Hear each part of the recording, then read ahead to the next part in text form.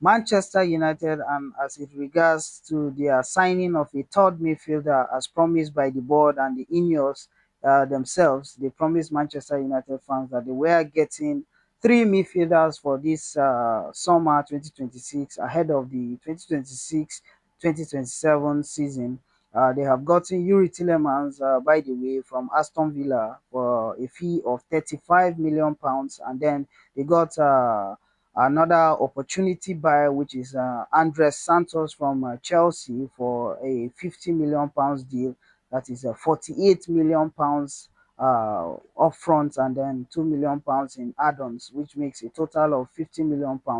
Will Manchester United go on to sign a third midfielder, which we were considering to be a marquee signing? Are the Manchester United going to see a surprise marquee signing, or is still going to be an underdog signing, and that there will be least expectations from the signing that will come through? I mean, we have seen names in recent times like Manu Kone of AS Roma, who was incredible for France in the World Cup as well.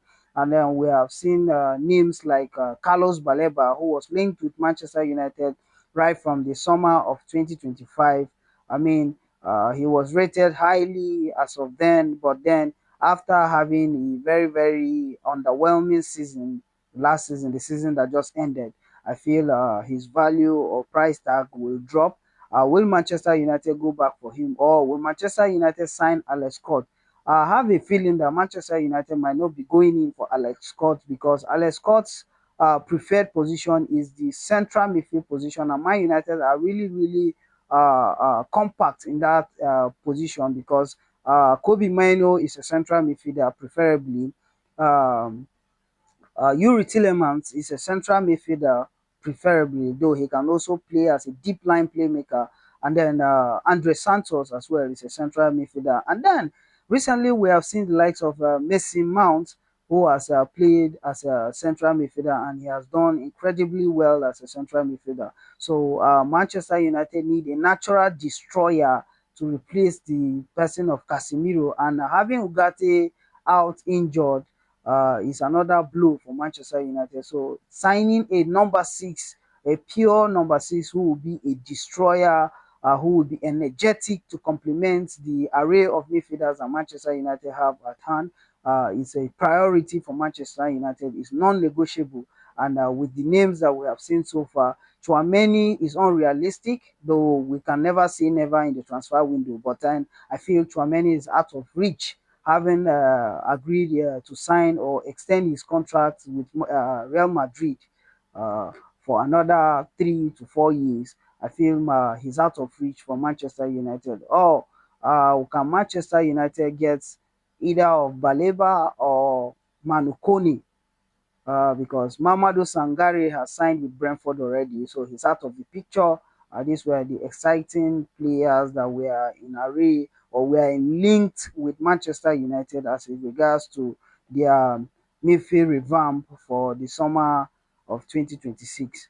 So, who will come through for Manchester United in the number six defensive midfield position? The natural destroyer, the energy that will complement the likes of Yuri Tillemans, Andre Santos, and Kobe Mano at the CDM position, the central defensive midfield position. Of course, Bruno Fernandes' position is untouchable, but then with rotation, there are games where Bruno Fernandes will be rested, because Manchester United are back in four competitions overall: the Champions League, the English Premier League, the FA Cup, and the Carling Cup. So Bruno Fernandes will definitely be rested. And then we saw the experiment with Shea as a number 10. So Manchester United are packed, compact when it comes to the attacking midfield position. And then with the likes of Joshua Zexi as well. Joshua Zexi is a good number 10 as well. I mean, he plays better behind a striker than playing as a lone striker. So we can see Joshua Zexi also drifting into the number 10 position. Then we have the wider tens in person of Brian Mbuemo and uh, Matheus Cunha, who can also play as the 10, though they are a different kind of profile of number 10s. They are not the the natural under 10 number 10s, or the traditional number 10s. They are the wide number 10s who play like wingers, but are inverted wingers who cut in into the number 10 position. So they don't usually stay in the number 10 position, but they cut in from the wings and all of that. So Manchester United are still out there looking out for the defensive number 6 position. Carlos Baleba for me would have been a very good option, considering he's very energetic, he's very athletic.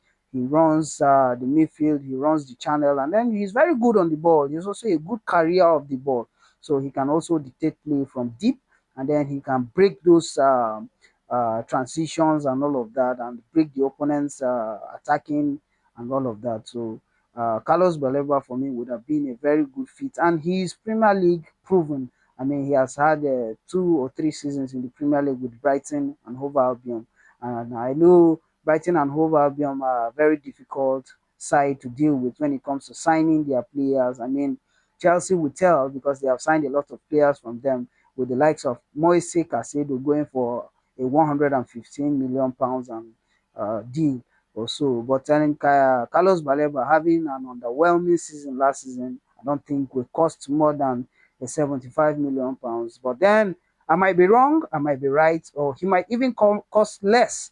And it depends on if United have shown interest in him, and then if the player is willing to leave, and then or probably willing to force his move out of the club.